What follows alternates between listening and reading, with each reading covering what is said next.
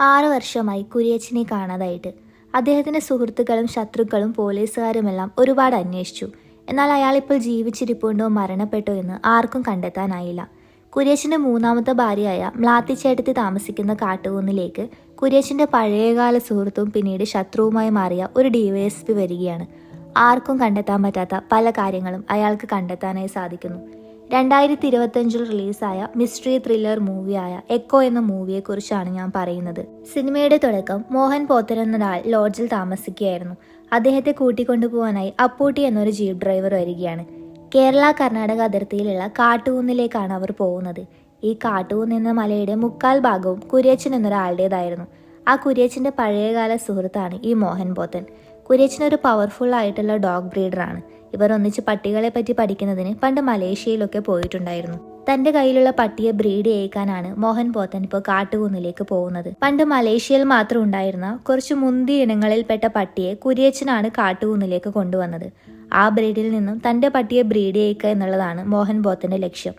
ഇത്രയും കഴിവും സ്വത്തും പിടിപാടും ഒക്കെ ഉണ്ടായിട്ടും കുര്യച്ചനെ 6 വർഷമായി കാണാതായിട്ട്. അയാളെ പറ്റി ഒരുപാട് അന്വേഷണങ്ങൾ നടന്നു. ഇപ്പോഴും അദ്ദേഹത്തിന്റെ സുഹൃത്തുക്കളും ശത്രുക്കളും പോലീസുകാരും ഒക്കെ അന്വേഷണം തുടർന്നുകൊണ്ടേയിരിക്കുകയാണ്. കുര്യച്ചന്റെ മൂന്നാമത്തെ ഭാര്യയാണ് മ്ലാത്തിച്ചേട്ടത്തി. ആളൊരു മലേഷ്യക്കാരിയാണ്. അവരെ കെട്ടിയതിനു ശേഷം കുര്യച്ചൻ മറ്റു 2 ഭാര്യമാരുടെ അടുത്ത് അങ്ങനെ പോവാറില്ല. ഇടയ്ക്ക് കുര്യച്ചന്റെ പേരിൽ മ്ലാത്തിച്ചേട്ടത്തിക്ക് ഓരോ കത്തുകൾ വരാറുണ്ട്. കൂടാതെ ഈ മ്ലാത്തിച്ചേട്ടത്തിക്ക് അത്യാവശ്യം മലേഷ്യൻ കൂടോത്തരം അറിയാന്നൊക്കെ നാട്ടുകാരുടെ ഇടയിൽ ഒരു പ്രചരണമുണ്ട്. ഇവർക്ക് 2 മക്കളാണുള്ളത്. 2 പേരും വിദേശത്താണ്. ഇതാണ് പിയൂസ്. 6 മാസമായി പിയൂസ് മ്ലാത്തിച്ചേട്ടത്തിയുടെ കൂടെ താമസിക്കുന്നു. മ്ലാത്തിച്ചേട്ടത്തിയുടെ സഹായത്തിനായി അവരുടെ മക്കൾ വെച്ച ആളാണ് ഈ പിയൂസ്. അവരുടെ കൂട്ടിനായി ചേട്ടത്തി വളർത്തുന്ന കുറച്ച് പട്ടികളും ഉണ്ട്. അങ്ങനെ ഒരു ദിവസം ഈ കുര്യച്ചനെ അന്വേഷിച്ച് അവിടുത്തെ പോലീസുകാരനായ പാപ്പച്ചനും ഒരു നേവിക്കാരനും കൂടി പിയൂസിന്റെ അടുത്തേക്ക് വരികയാണ്. അവർ വന്ന് മ്ലാത്തിച്ചേട്ടത്തിയുടെ കാര്യങ്ങളൊക്കെ അന്വേഷിച്ചു. അവനറിയാവുന്ന കാര്യങ്ങളൊക്കെ പറഞ്ഞതിന് ശേഷം തിരിച്ച് വീട്ടിലേക്ക് പോകുന്ന നേരത്താണ് മലമുകളിലേക്ക് ആരോ നടക്കുന്നത് അവൻ കാണുന്നത്. അവനെ കണ്ടതും അയാൾ ഓടി രക്ഷപ്പെടാനായി ശ്രമിച്ചു. മ്ലാത്തിച്ചേട്ടത്തി എന്തോ ചെയ്യാൻ വന്നതാണെന്ന് കരുതി അവൻ ഓടി വീട്ടിലെത്തിയപ്പോഴേക്കും മ്ലാത്തിച്ചേട്ടത്തി സേഫായിരുന്നു. 3-4 ജില്ലകളായി കുര്യച്ചന് ഒരുപാട് എസ്റ്റേറ്റും സ്വത്തുക്കളൊക്കെ ഉണ്ട്. അയാളുടെ സ്വാധീനവും പിടിപാടൊക്കെ വെച്ച് ഒരുപാട് ക്രൂരതകളൊക്കെ ചെയ്തിട്ടുണ്ട്. അതുകൊണ്ട് തന്നെ ശത്രുക്കളും ധാരാളമുണ്ട്. ഇതേ നേരത്താണ് അന്വേഷിച്ചു മടങ്ങുന്നതിനിടയിൽ നേവിക്കാരൻ്റെയും പാപ്പച്ചനും കൂടി പോയിക്കൊണ്ടിരുന്ന വണ്ടിയുടെ ബ്രേക്ക് പോവുകയും അവർ കൊക്കയിലേക്ക് വീഴാനായും പോകുന്നു. എന്നാൽ അതിവിദഗ്ധമായി അവർ രക്ഷപ്പെടുകയും അതോടുകൂടി കുര്യച്ചൻ അവിടെ തന്നെ ഉണ്ടെന്നുള്ള കാര്യം ആ നേവിക്കാരൻ ഉറപ്പിക്കുകയും ചെയ്തു. ഇതേ നേരം മ്ലാത്തിച്ചേട്ടത്തിയുടെ ഒരു പട്ടി പ്രസവിച്ചിരുന്നു. കുഞ്ഞിനെ ആരോ വളർത്താനായി ചോദിച്ചിരുന്നു എന്ന് പിയൂസ് മ്ലാത്തിച്ചേട്ടത്തിയോട് ആവശ്യപ്പെട്ടു. എന്നാൽ ചേട്ടത്തിക്ക് അത് ഒട്ടും ഇഷ്ടപ്പെട്ടില്ല. ഒന്നുകിൽ അവർ അതിനെ കൂട്ടിലിട്ട് കൂട്ടും, അല്ലെങ്കിൽ വല്ല ചങ്ങലൊക്കെ ഇട്ട് വളർത്തും. പട്ടികളെ പിന്നെ അങ്ങനെയല്ലേ വളർത്തേണ്ടത്? പിയൂസ് ചോദിക്കുകയാണ്. ഞാൻ അങ്ങനെയല്ലല്ലോ വളർത്തുന്നത്. കുറ്റക്കാരെ തടവിലിടുന്ന പോലെയാണോ സ്വന്തം ഇഷ്ടത്തിന് ഇവിടെ ജീവിക്കേണ്ട പട്ടിയെ കൂട്ടിലോ തടവിലോ ഇടുന്നത്? ആ മറുപടി കേട്ട് പിയൂസ് മ്ലാത്തിച്ചേട്ടത്തിയെ അത്ഭുതത്തോടെ നോക്കി. ശേഷം അവരുടെ പഴയകാല കഥകളെ പറ്റിയൊക്കെ ചോദിക്കുകയാണ്. അവിടെ വെച്ച് ഒരു ഫ്ലാഷ് ബാക്കിലേക്ക് പോവുകയാണ്. 1940 കാലഘട്ടമാണ് കാണിക്കുന്നത്. ജപ്പാൻ മലേഷ്യ ആക്രമിക്കുന്ന സമയം. ആ സമയത്ത് കുര്യച്ചനും മോഹൻ പോത്തനും മലേഷ്യയിലേക്ക് പോയിട്ടുണ്ടായിരുന്നു. ഒരു ഗ്രാമത്തിലെ കായൽ തീരത്തുള്ള ഒരു കുഞ്ഞു വീട്ടിലാണ് സോയി എന്ന ആ മലേഷ്യൻ പെൺകുട്ടി താമസിച്ചിരുന്നത്. അവളുടെ ഭർത്താവായ യോസിയ ഒരു ഡോഗ് ട്രെയിനർ ആയിരുന്നു. അയാളുടെ അടുത്തേക്ക് കുര്യച്ചനും മോഹൻ പോത്തനും കൂടി കുറച്ച് മലേഷ്യൻ പട്ടികളെ കുറിച്ച് പഠിക്കുന്നതിനും പട്ടികളെ ഇന്ത്യൻ ആർമിക്കും പോലീസിനും കൊടുക്കുന്നതിനായി യോസിയുടെ അടുത്തേക്ക് എത്തുകയാണ്. അങ്ങനെ ഒരു ദിവസം യോസിയുടെ വീട്ടിൽ താമസിച്ചതിന് ശേഷം അവർ 3 പേരും കൂടി ഓരോ ആവശ്യത്തിനായി ടൗണിലേക്ക് പോയി. എന്നാൽ തിരിച്ചു വന്നത് ഈ കുര്യച്ചനും മോഹൻ പോത്തനും മാത്രമായിരുന്നു. യോസിയ മരണപ്പെട്ടിരിക്കുന്നു. ആ വാർത്ത സോയിയെ അറിയിക്കുന്നതിനായി അവരൊരു തോണിയിൽ അവളുടെ വീടിനടുത്തേക്ക് പുറപ്പെട്ടു. എന്നാൽ അവർ ആ തോണിയിൽ നിന്ന് ഇറങ്ങാനോ വീട്ടിലേക്ക് കയറ്റാനോ യോസിയയുടെ നായകൾ സമ്മതിച്ചില്ല. അവൾ കാര്യം അറിയുന്നതിനായി ഒന്ന് വീടിന് പുറത്തേക്ക് ഇറങ്ങിയെങ്കിലും ആ നായകൾ അവളുടെ കാലിൽ കടിക്കുകയും കടുത്ത വേദന സഹിക്കാൻ പറ്റാതെ അവൾ ഉള്ളിലേക്ക് തന്നെ പോവുകയും ചെയ്തു. കുറെ നേരം കാത്തിരുന്നിട്ടും പട്ടികൾക്ക് ഒരു മാറ്റവും ഉണ്ടായിരുന്നില്ല. മോഹൻ പോത്ത ക്ഷമ കെട്ട് അവിടെ നിന്ന് തോണി തൊഴിഞ്ഞു പോയി. എന്നാൽ കുര്യച്ചൻ പോവാൻ തയ്യാറായില്ല. കുര്യച്ചൻ കുറേ ദിവസം ആ തോണിയിൽ തന്നെ നിന്നു. എന്നാൽ പട്ടികൾക്ക് ഒരു മാറ്റവും ഇല്ല. അവസാനം വേറെ വഴിയില്ലാതെ തന്റെ കയ്യിലുണ്ടായിരുന്ന തോക്കെടുത്ത് കുര്യച്ചൻ ആ പട്ടികളെയൊക്കെ വെടിവെച്ച് വീഴ്ത്തി. ശേഷം സോയിയോട് കാര്യം പറയുകയും അവൾ ഒരുപാട് വിഷമിക്കുകയും ചെയ്തു. എന്നാൽ കുര്യച്ചൻ പറയുകയാണ്, ഫാമിലി ലൈഫ് എന്നത് ഒരു വിശ്വാസമാണ്. യോസിയയ്ക്ക് ചിലപ്പോൾ സോയിയെ വിശ്വാസമില്ലാത്തതുകൊണ്ടാവാം അവളെ പുറത്തുപോലും കടക്കാൻ പറ്റാത്ത രീതിയിൽ പട്ടികളെ ട്രെയിനിങ് കൊടുത്ത് അവൾക്ക് കാവലായി നിർത്തിയത്. ചില സമയത്ത് ഒരാളെ പ്രൊട്ടക്റ്റ് ചെയ്യുന്നതും റെസ്ട്രിക്റ്റ് ചെയ്യുന്നതും രണ്ടും കാണാൻ ഒരുപോലെയാണെന്ന് കൂടി കുര്യച്ചൻ കൂടിച്ചേർത്തു. സോയിക്ക് ആരും ഇല്ലാത്തതുകൊണ്ട് തന്നെ അവളെയും കൂട്ടി കാട്ടുകുന്നിലേക്ക് പോയി അവിടെ വീടെടുത്ത് താമസിക്കുകയും ചെയ്തു. അവിടുത്തെ നാട്ടുകാർ സോയിക്കിട്ട പേരായിരുന്നു മ്ലാത്തിച്ചേടത്തി എന്നുള്ളത്. കൂടാതെ അവർ മലേഷ്യയിൽ നിന്ന് വരുമ്പോൾ അവിടെ ഉണ്ടായിരുന്ന ചെറിയ പട്ടികളെ കൂടി കൂടെ കൊണ്ടുവന്നിരുന്നു. ശേഷം സീൻ വീണ്ടും പ്രസന്റിലേക്ക് കാണിക്കുകയാണ്. ആ നേവിക്കാരൻ ഇപ്പൊ മോഹൻ ബോത്തിനെ അന്വേഷിച്ച് അപ്പുണ്ണിയെ കാണാനായി എത്തി. കാരണം അയാൾ ആ മലമുകളിൽ നിന്ന് വീണ് മരണപ്പെട്ടിരുന്നു. 4 ആഴ്ച ആയിട്ടും ആളെ അടിവാരത്ത് കാണാത്തതുകൊണ്ടാണ് അപ്പുണ്ണി അയാളെ തിരക്കി മലമുകളിൽ ചെന്നത്. അയാളുടെ പട്ടിയും മരണപ്പെട്ടിരുന്നു. കുര്യച്ചനായിരിക്കുമോ ഇത് ചെയ്തതെന്ന് നേവിക്കാരൻ ചോദിക്കുകയാണ്. അയാൾ എന്നോട് സംസാരിച്ചതിൽ വെച്ച് അവർ നല്ല സുഹൃത്തുക്കളായിട്ടാണ് എനിക്ക് തോന്നിയത്. എന്നാൽ മ്ലാത്തിച്ചേടത്തി ആയിരിക്കുമോ? നേവിക്കാരൻ വീണ്ടും ചോദിച്ചു. അവരതിന് വീട്ടിൽ നിന്ന് പുറത്തു തന്നെ പോവാറില്ല, പിന്നെ എങ്ങനെയാ? അപ്പുണ്ണി ചോദിക്കുകയാണ്. അതിന് അവർക്ക് വീട്ടിൽ നിന്ന് പുറത്തിറങ്ങേണ്ട ആവശ്യമില്ലല്ലോ. അത്യാവശ്യം മലേഷ്യൻ കൂടത്തര അറിയാന്നൊക്കെയല്ലേ നാട്ടുകാർ പറയുന്നത്.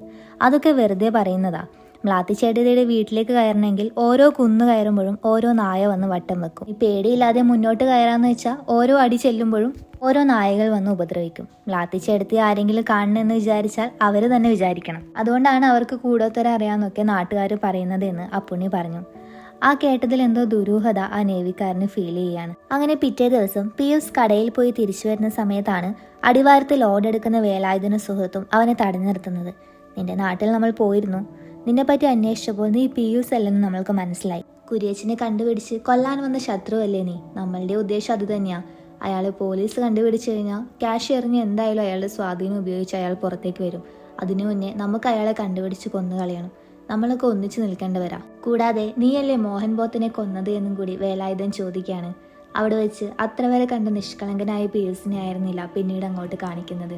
അവിടെ വെച്ച് ഒരു ഫ്ലാഷ് ബാക്ക് കാണിക്കുകയാണ്. മലമുകളിൽ ബൈനോക്കുലർ വെച്ച് നോക്കുന്ന മോഹൻ ബോത്തിന്റെ പുറകിൽ പതിഞ്ഞിരിക്കുന്ന പിയൂസ്. എന്നാൽ അവൻ താൻ ലോഡ്ജിലുള്ളപ്പോഴേ തന്നെ ഫോളോ ചെയ്യുന്നുണ്ടെന്ന് മോഹൻ ബോത്തിന് മനസ്സിലാക്കിയിരുന്നു. മോഹൻ ബോത്തിനെ കൊല്ലാൻ ഒറ്റക്ക് പല ചാൻസ് കിട്ടിയിട്ടും അവൻ ശ്രമിച്ചു നിന്നത് കുര്യച്ചനെ കൂടി കണ്ടെത്താനാണെന്നാണ് മോഹൻ ബോത്തൻ വിശ്വസിച്ചിരുന്നത്. രണ്ടുപേരെയും ഒരുമിച്ച് കൊല്ലാനുള്ള കൊട്ടേഷൻ ആണല്ലേ. എന്നാൽ 4-5 കൊല്ലം ഈ മോഹൻ ബോത്തിന് ജയിലിൽ കിടക്കാനുള്ള വകുപ്പുണ്ടാക്കി കൊടുത്തിട്ടാണ് കുര്യച്ചൻ ഒളിവിൽ പോയത്.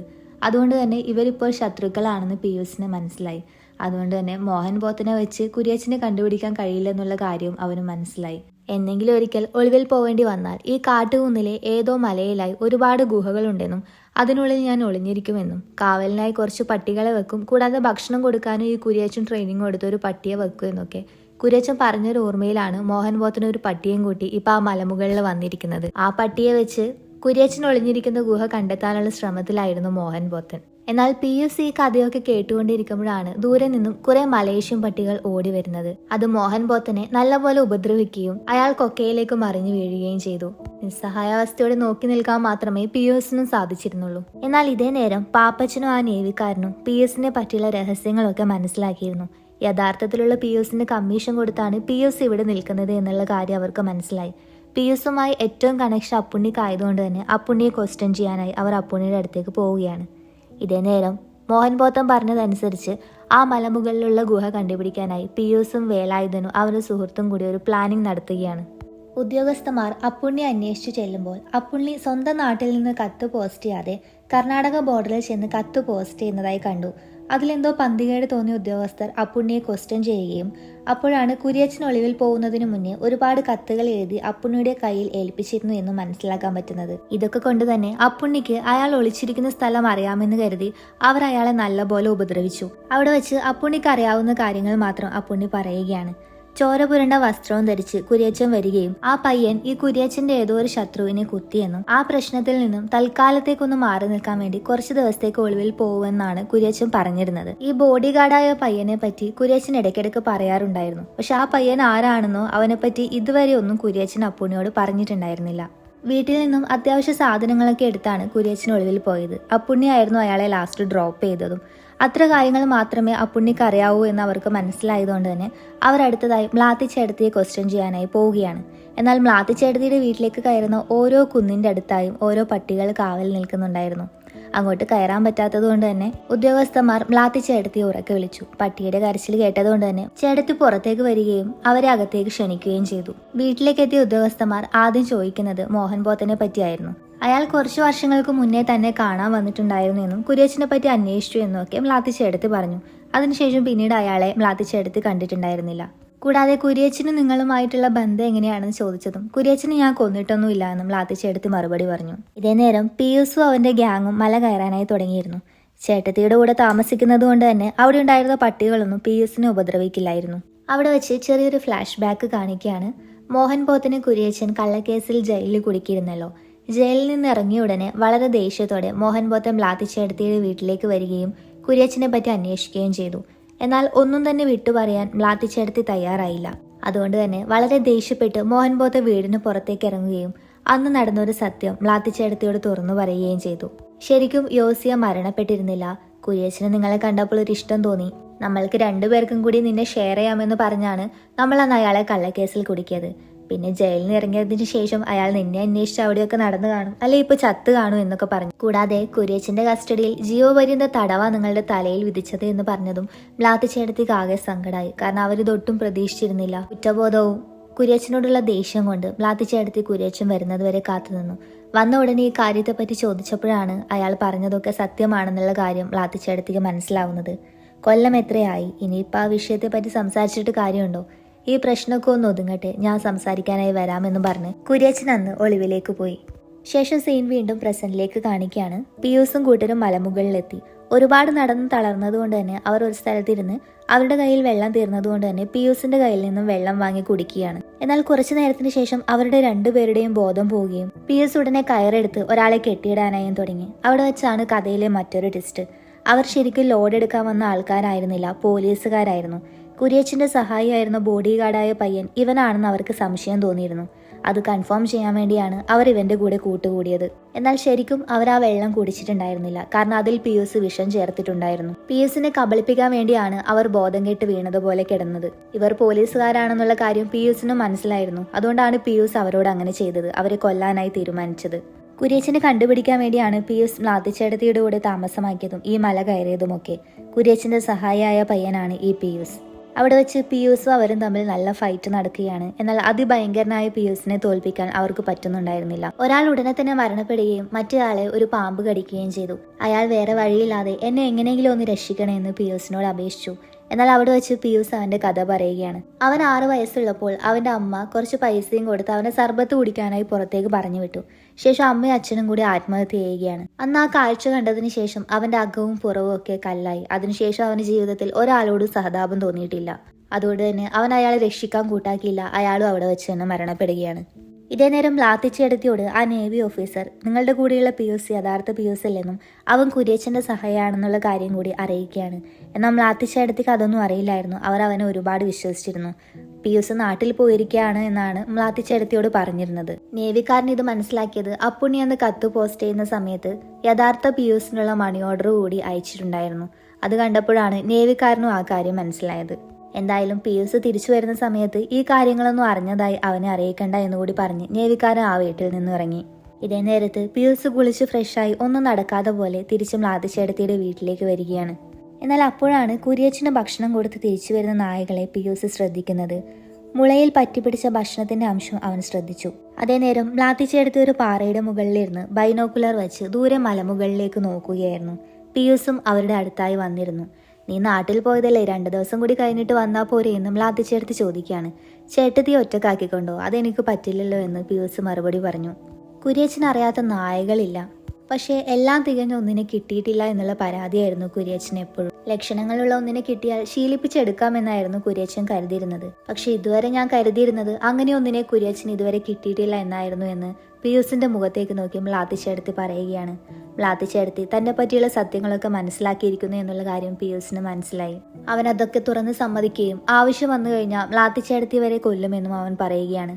കാരണം നായകൾക്ക് ഒരു മാസ്റ്റർ മാത്രമേ ഉണ്ടാവുള്ളൂ. പിയൂസിന്റെ മാസ്റ്റർ കുര്യച്ചൻ മാത്രമാണ്. അവനൊരു കത്തിയെടുത്ത് മ്ലാത്തിച്ചേട്ടത്തിയെ കുത്താനായി ശ്രമിച്ചെങ്കിലും അവിടെ ഉണ്ടായിരുന്ന പട്ടികളൊക്കെ പിയൂസിന്റെ അടുത്തേക്ക് നടന്നു നീങ്ങുകയാണ്. അവിടെ ഉണ്ടായിരുന്ന നായകളുടെ ഒക്കെ യഥാർത്ഥ മാസ്റ്റർ കുര്യച്ചനായിരുന്നില്ല, അത് മ്ലാത്തിച്ചേട്ടത്തിയായിരുന്നു. ചേട്ടത്തിയാണ് കുര്യച്ചനെ തടവിലാക്കിയതും. തൽക്കാലത്തേക്ക് ഒരു കേസിൽ നിന്നും മാറി നിൽക്കാനായി മലമുകളിൽ ഒരു ഗുഹയിൽ തന്റെ പട്ടികളെ കാവൽ നിർത്തി കുര്യച്ചൻ ഒളിവിൽ പോയി. എന്നാൽ ആ ഗുഹയിൽ നിന്നും പുറത്തു വരാൻ പട്ടികൾ കുര്യച്ചനെ അനുവദിച്ചില്ല. അവരുടെ മാസ്റ്റർ മ്ലാത്തിച്ചേട്ടത്തി മാത്രമായിരുന്നു. തന്നോട് ചെയ്ത ക്രൂരതകൾക്ക് മ്ലാത്തിച്ചേട്ടത്തി അതേ രീതിയിൽ തന്നെ പകരം വീട്ടി. Sometime protection and restriction are always same എന്ന മെസ്സേജ് ഒന്നുകൂടി ഓർമ്മിപ്പിച്ചുകൊണ്ടാണ് ഈ സിനിമ ഇവിടെ അവസാനിപ്പിക്കുന്നത്.